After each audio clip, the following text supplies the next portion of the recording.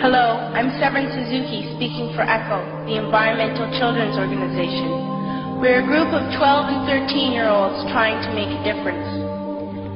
Vanessa Suddy, Morgan Geisler, Michelle Quigg, and me.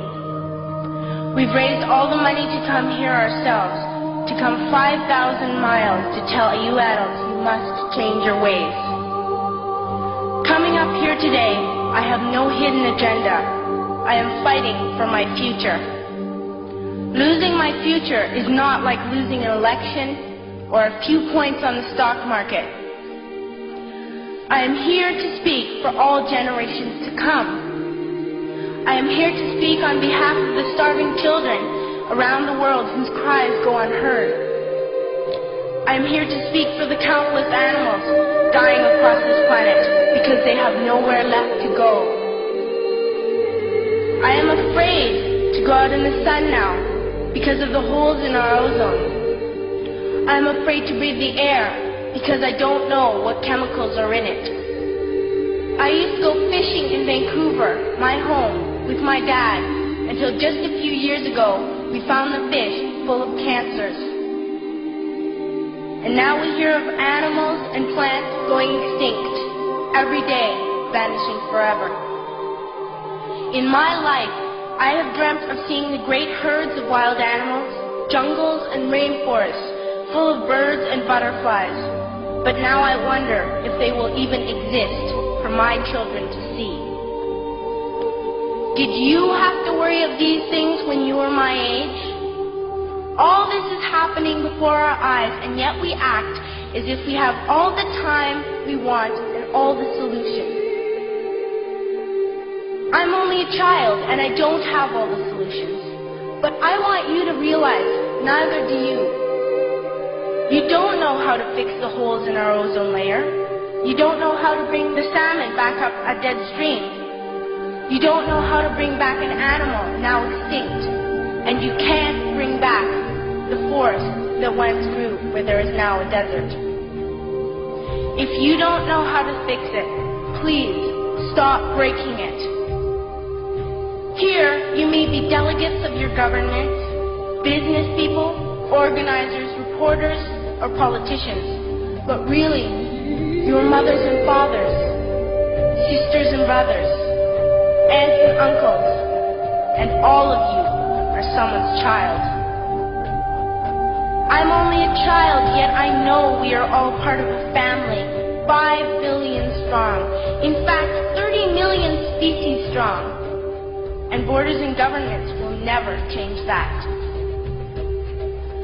I'm only a child, yet I know we are all in this together and should act as one single world towards one single goal. In my anger, I am not blind, and in my fear, I am not afraid of telling the world how I feel. In my country, we make so much waste. We buy and throw away, and yet northern countries will not share with the needy. Even when we have more than enough, we are afraid to share. We are afraid to let go of some of our wealth. In Canada, we live the privileged life, with plenty of food, water, and shelter. We have watches, bicycles, computers, and television sets. The list could go on for 2 days. 2 days ago, here in Brazil, we were shocked when we spent time with some children living on the streets. This is what one child told us. I wish I was rich. And if I were, I would give all the street children food, clothes, medicines, shelter, and love and affection. If a child on the streets who has nothing is willing to share, why are we who have everything still so greedy?